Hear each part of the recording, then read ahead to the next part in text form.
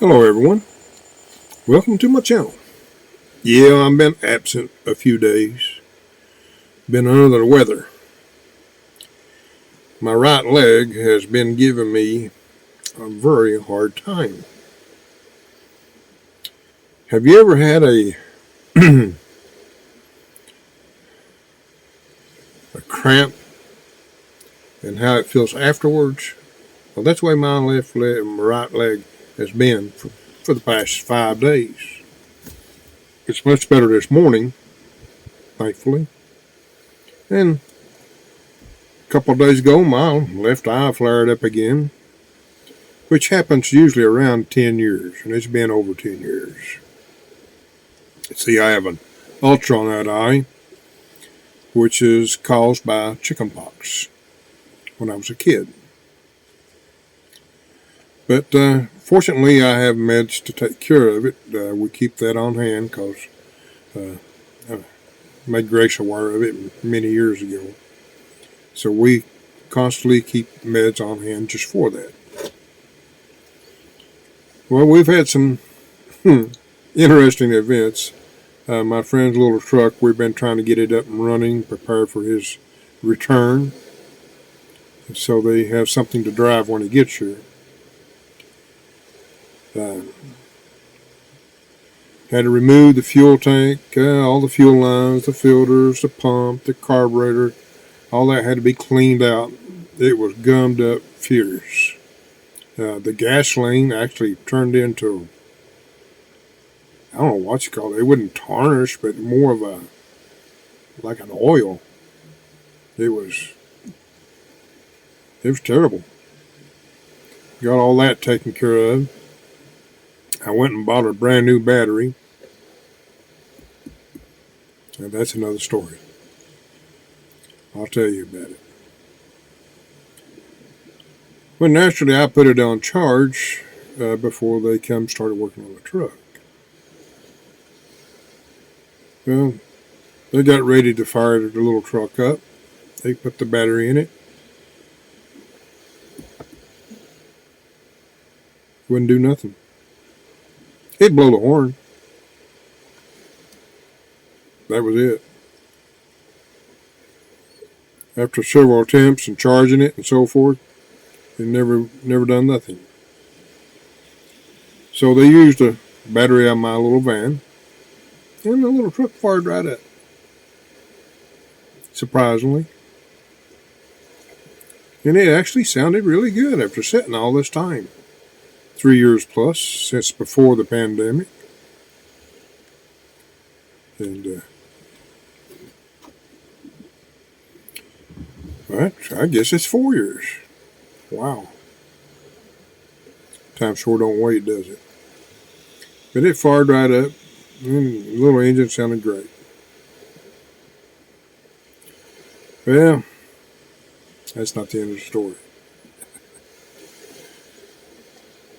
The clutch had actually rusted to the pressure plate and flywheel and wouldn't release.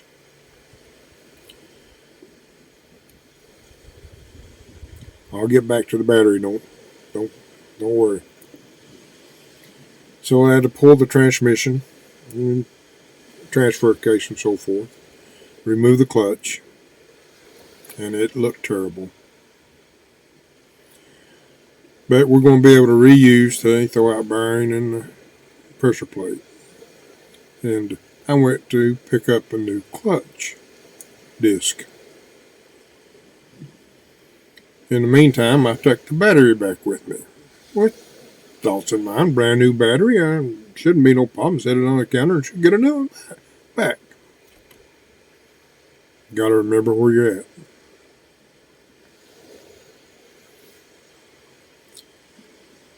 I was informed that they're going to have to send it to Piccolo and wait on the response from them on the battery.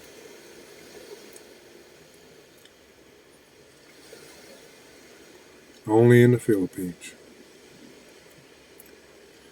In the meantime, I got a price on the clutch, and it was way overpriced. So I immediately messaged my friend in Cebu on the same brand of clutch. Exactly the same, nothing different. It was half the price. I showed the person at the counter what I can buy the clutch for, and I'm willing to wait. The truck's been sitting 4 years now. Why not wait another week? And the guy looked at me and says, "You can have it for the same price." I said, "Okay, now that's more like it." I said, "I just wish you could do my battery the same way, just so I can be back online."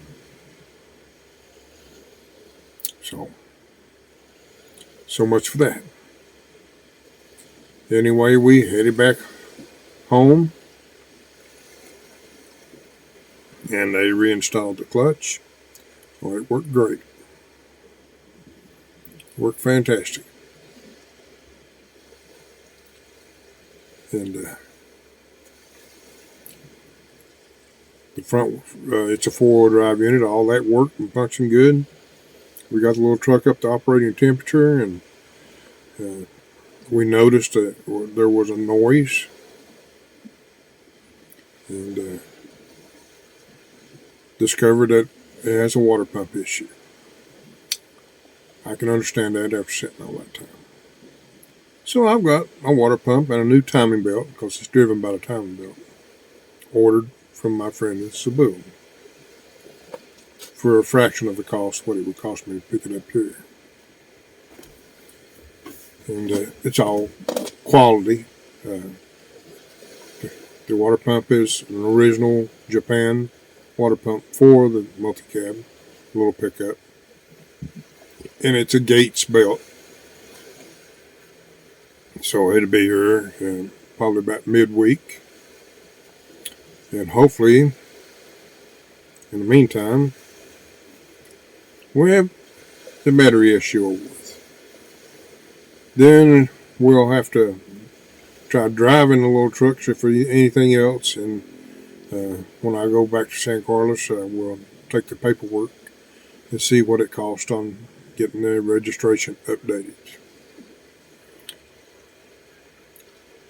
And of course, I've been doing this trying to survive through my leg issue. I couldn't be out there and be hands-on during all this, but I've got a trusted mechanic, which makes things much better. He's a guy I've been using for quite some time. Once I discovered who he was, my first experience with him,